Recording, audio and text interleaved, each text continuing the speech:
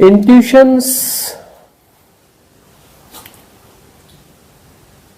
कहीं ना कहीं तुम्हारा अलाइनमेंट सुधर रहा है,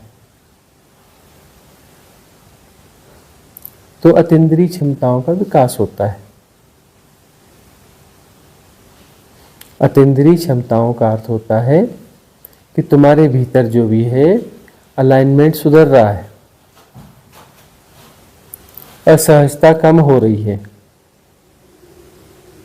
या किसी क्षण में वह असहजता कम है, तो उस समय तुम्हारी अतीन्द्रिय क्षमताओं का विकास हो जाता है। अतीन्द्रिय क्षमताओं को एक दृष्टि से और भी देख सकते हैं, वह सिद्धि के रूप में भी होती है।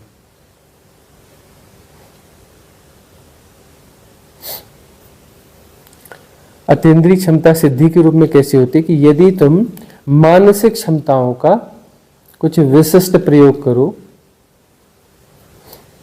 तो होने वाली घटनाओं के बारे में तुम्हें पहले पता चल जाएगा, है ना। मानसिक क्षमताओं का यदि तुम कुछ नियोजित तरीके से प्रयास करो तो इस प्रकार से जो तुम्हें पता चलेगा उसका आध्यात्मिक मूल्य क्या है, कुछ भी नहीं। कोई भी सिद्धि फलित होती है, तुम्हें सिद्धि आ गई, उसका आध्यात्मिक मूल्य क्या है, शून्य।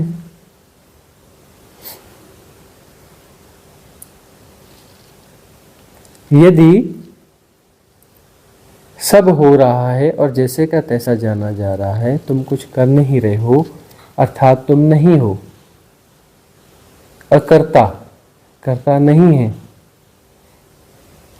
तब वहां आध्यात्म घट रहा है।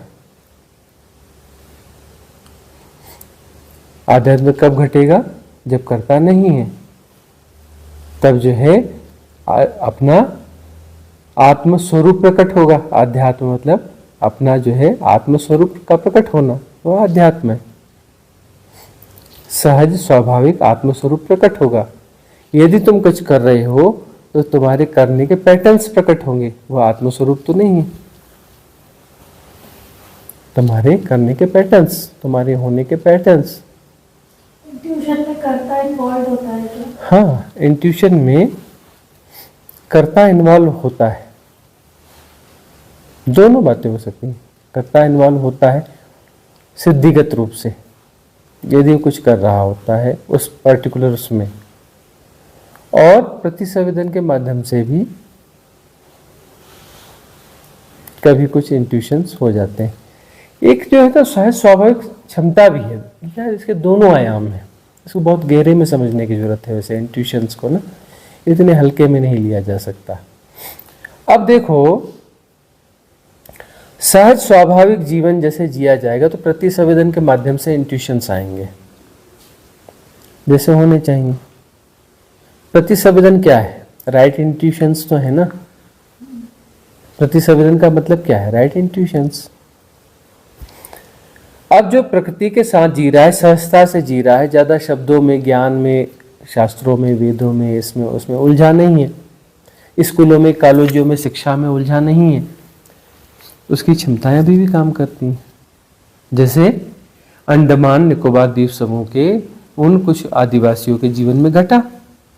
जब सुनामी आई थी, उस सुनामी ने भारी तबाही मचाई। चेन्नई में मचाई ना, चेन्नई और उसके आसपास के समुद्र तटों में कितनी भयावह तबाही मचाई, कितने लोग मर गए। और सारे जो विज्ञान के उपकरण, वैज्ञानिक क्षमताएं, यह वह सारे जो रिसर्च सेंटर सब फेल हो गए। एक भी आदमी को जिन्हें नहीं बचा पाए, कुछ नहीं कर पाए ना। और वो जो आदिवासी हैं, वहां भी सुनामी आई, उसी समुद्र में सुनामी थी ना, उन टापुओं में भी सुनामी आई। छोटे छोटे द्वीप हैं, और उन आदिवासियों को पहले से इंट्यूशन हो गया, और वो जो है पहले से ही तैयारी करने लगे।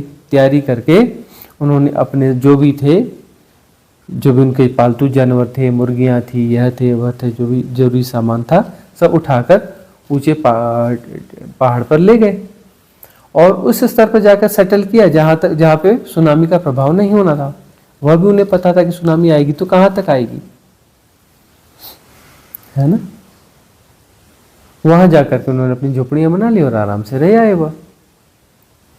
और उन्हें पता था कि कितना क्या जुगाड़ करना है, कब सुनामी उतर जाएगी। जब सुनामी उतर गई तो वो भी उतर आए नीचे। सुनामी चली गई और कितने उसको जमीन को सेटल होने में जितना समय लगा होगा, उसके बाद धीरे धीरे करके वो नीचे उतर आए। तो उनमें जो है यह जानकारी हुई कि ये इंट्यूशन आया कैसे, प्रकृति प्रदत्त, सहजता से, प्रतिसंवेदन के माध्यम से, है ना।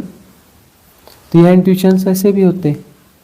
एक इंट्यूशन सिद्धि के माध्यम से होते हैं कि पर्टिकुलर कोई उसके लिए साधना कर रहा हो ना, साधना को बदनाम करते हैं।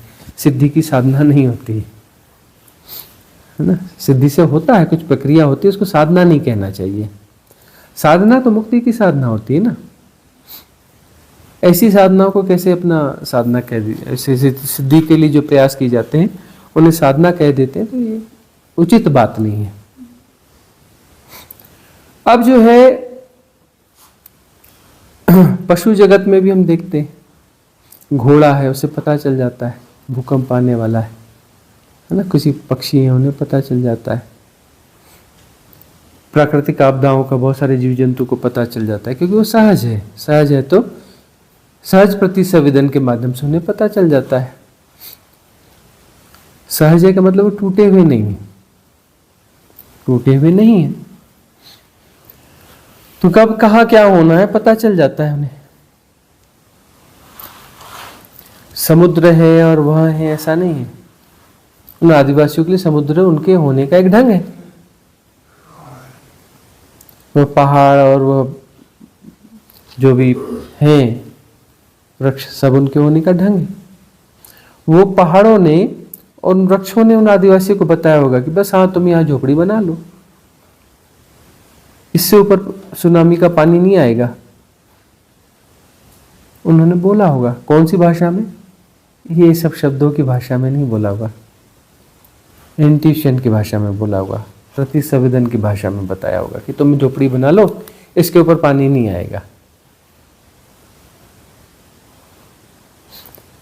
इतना नुकसान हुआ ना इधर चेन्नई और उधर, उनकी एक मुर्गी भी नहीं मरी, सिंगल एक मुर्गी भी नहीं मरी उनकी, जरा भी नुकसान नहीं हुआ उनका।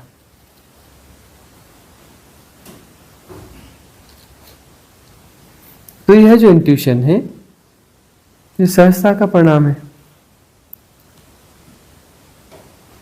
तो जब हम सहज हो जाते हैं तो हमारे इंट्यूशन की क्षमताएं भी बढ़ने लगती हैं। अब जो है हम तरह तरह की तरंगे पैदा कर रहे हैं, तरह तरह के सैटेलाइट्स हैं, यह हैं वह हैं, इनके बगैर जीवन संभव नहीं हो रहा है ना। तो यह भी सब क्या कर रहे हैं, ये आपकी स्वाभाविक क्षमताओं को डिस्टर्ब कर रहे हैं। बहुत सारे ऐसे स्वाभाविक पुराने लोग अभी भी मिल जाते हैं, वो इधर उधर देखते हैं, अरे बारिश आने वाली है, अरे ऐसा होने वाला है, अरे बर्फ पड़ जाएगी, और वैसा हो जाता है। और आपके जो वैज्ञानिक वो बताते रहते कि बारिश आने वाली है, वो बताते हैं, तो 2 घंटे में अनुमान बदल देते कि नहीं नहीं अब शायद कम हो गया परसेंटेज, नहीं अब बढ़ गया। वो तो बारिश नहीं आएगी और बारिश हो जाती है, और आएगी तो नहीं होती है। और वो सीधा साधा आदमी जो है वो बता देता है कि बारिश आने वाली है, जोर की आएगी, थोड़ी देर में आ जाएगी।